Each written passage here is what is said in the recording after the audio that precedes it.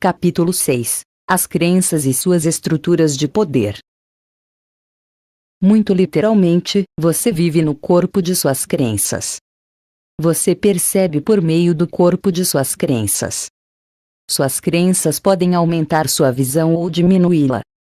Elas podem aumentar ou diminuir sua audição ou qualquer função sensorial. Se, por exemplo, você acredita que depois de um certo tempo de vida, sua audição vai diminuir, então isso vai acontecer. Você começará a usar essa faculdade cada vez menos, transferindo inconscientemente sua atenção para outros sentidos, a fim de compensar, dependendo cada vez menos de seus ouvidos, até que as próprias funções se atrofiem. As funções, neste particular, são hábitos. Você simplesmente se esquece de como ouvir adequadamente, seguindo sua crença. Todas as pequenas manipulações necessárias para ouvir são inconscientemente reprimidas. A deterioração física então realmente acontece, mas ela ocorre depois, não primeiro. O mesmo pode acontecer em quase qualquer categoria física. Geralmente, há mais de uma crença envolvida. Paralelamente à crença de que a visão vai falhar, talvez exista a crença já mencionada de que sua audição vai diminuir, e essas duas ideias também podem ser reforçadas pela crença de que a idade o torna uma pessoa de menor valor, transformando em um indivíduo que já não pode lidar com as necessidades do dia a dia.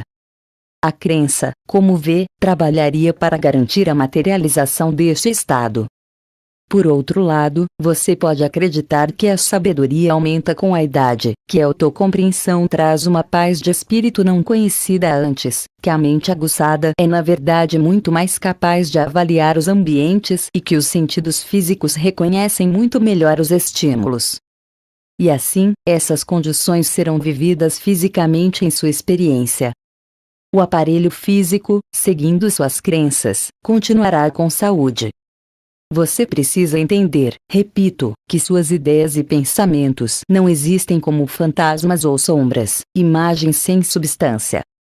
Eles são realidades eletromagnéticas e afetam seu bem-estar físico, sendo automaticamente traduzidos para sua carne e sua experiência por seu sistema nervoso. Sua mente consciente tem o propósito de avaliar a realidade física e ajudá-lo a traçar seu curso no universo corpóreo, do qual você faz parte atualmente. Outras porções de seu ser, como mencionamos, dependem de você para isso.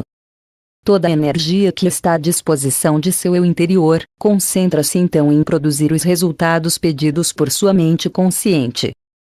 Seu poder de ação segue as linhas de suas crenças. Acreditar em sua própria fraqueza é negar a si mesmo o poder de ação.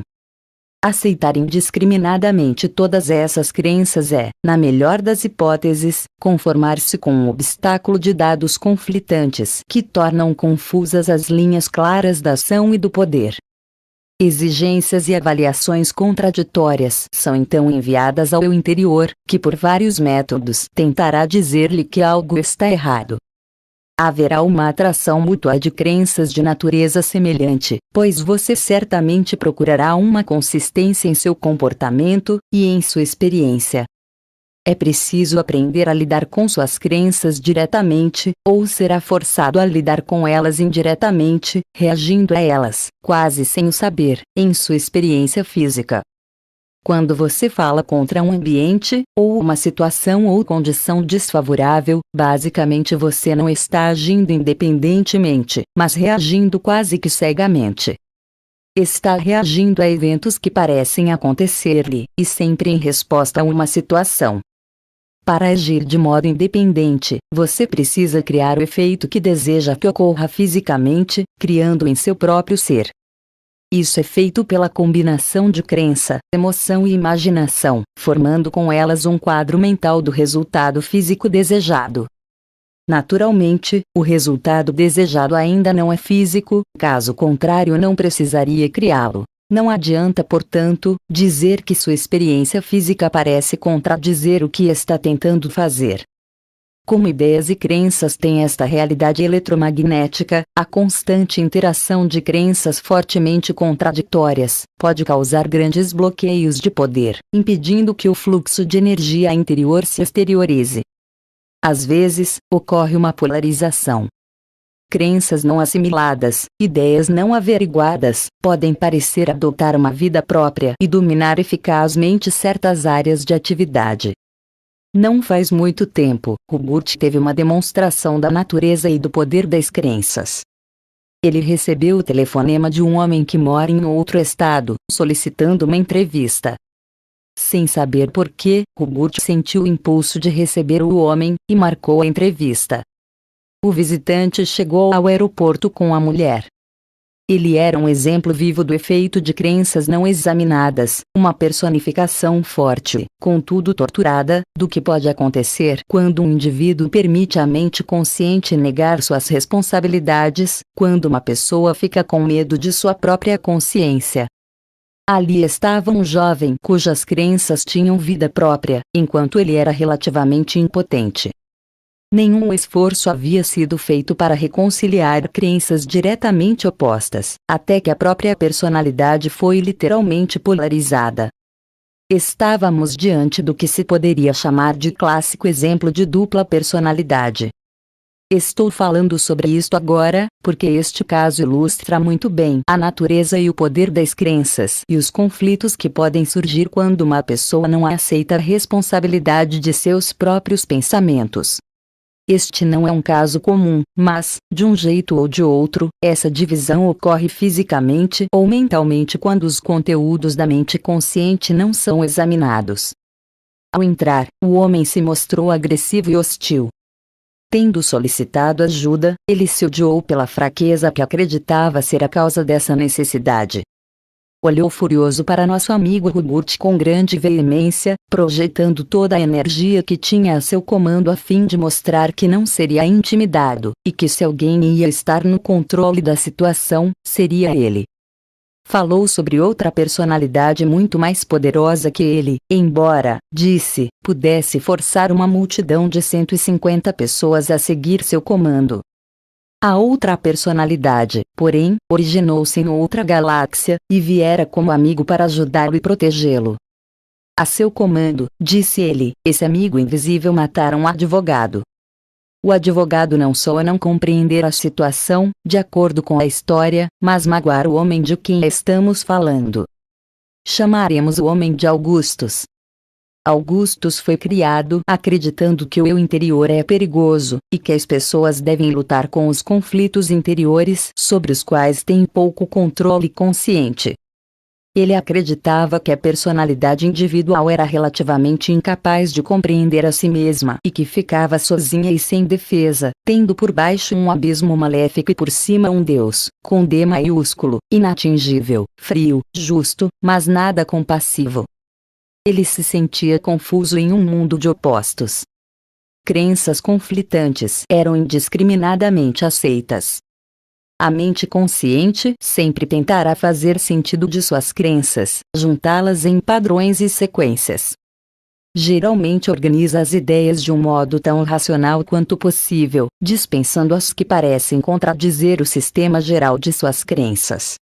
Augustus aprendera a temer seus próprios pensamentos, a evitar autoexames. Assim, as crenças ou ideias que o amedrontavam não eram enfrentadas, mas eram logo afastadas para cantos da mente consciente, onde ficavam relativamente inofensivas no início. Com o passar do tempo, o número de crenças não examinadas e amedrontadoras foi se acumulando. As ideias e as crenças alimentam a si próprias. Existe nelas um ímpeto de crescimento, de desenvolvimento e de realização. Através dos anos, dois sistemas opostos de crenças competiram pela atenção de Augustus. Ele acreditava ser totalmente impotente como indivíduo, que a despeito de todos os seus esforços, acabaria em nada, passaria despercebido. Ele sentia que não era amado, que não era digno de amor. Ao mesmo tempo, deixava a mente consciente vagar, e para compensar, via-se como todo-poderoso, desdenhando dos outros seres humanos e sendo capaz de maquinar grandes vinganças contra eles pelo fato de não o compreenderem. Nesta linha de crenças, ele conseguia fazer qualquer coisa, curar os males da humanidade, se o desejasse, ou negar essa cura ao mundo, a fim de puni-lo. Ora, todas essas ideias eram bem conscientes, mas ele as mantinha em grupos separados. A mente consciente, repito, tenta conseguir integridade e unidade geral, colocando suas crenças em algum tipo de sistema consistente. Quando crenças opostas e diretamente contraditórias são mantidas por um período de tempo e pouco é feito para reconciliá-las, inicia-se uma batalha dentro da própria mente consciente. Como são as crenças da mente consciente que regulam os movimentos involuntários do corpo e todo o sistema físico, as crenças contraditórias obviamente estabelecem reações e desequilíbrios físicos. Antes de as crenças opostas de Augusto se alinharem em campos separados, por assim dizer, seu corpo sofria um tumulto contínuo, com mensagens contraditórias enviadas o tempo todo ao sistema muscular e ao coração. O sistema hormonal oscilava e até sua temperatura física variava drasticamente. Como ideias semelhantes se atraem, tanto eletromagnética como emocionalmente, a mente consciente encontrou-se com dois sistemas de crenças totalmente contraditórios, e duas autoimagens. Para proteger a integridade da estrutura física, a mente consciente dividiu-se nitidamente. As mensagens enviadas ao corpo de minuto a minuto já não eram misturadas. A parte de Augustus que se sentia poderosa e alienígena personificou-se. Quando Augustus se sentia ameaçado, a mente consciente se alterava, aceitando como procedimento operativo o sistema de crenças no qual Augustus se via como todo-poderoso, seguro, mas alienígena. Esta parte de suas crenças, portanto, e esta autoimagem em particular, apoderaram-se de sua mente consciente e se tornaram o que aqui chamaremos de Augustus II. Quando Augustus II assumia a liderança, o corpo físico não ficava apenas forte e poderoso, mas era capaz de feitos físicos que ultrapassavam os de Augustus I. Augustus II acredita que seu corpo é quase invencível, e, acompanhando esta crença, realmente ele tem um desempenho muito melhor. Augustus II acredita que é um alienígena. Neste caso, a análise racional, porque precisa haver uma, diz que ele é um ser de outro planeta, na verdade, de outra galáxia. Seu propósito neste caso é muito claro e simples. Ele deve ajudar Augustus I, usar seu poder a favor deste, recompensando seus amigos e aterrorizando seus inimigos. Augustus I acredita profundamente que precisa desse tipo de ajuda. Ora, esta é uma divisão da mente consciente, que não se origina no eu interior. Quando Augustus II assume, ele é muito consciente. Ele simplesmente vê a realidade física através de um sistema de crenças invariável. As mensagens enviadas ao corpo não são absolutamente contraditórias. O corpo fica sob excelente controle.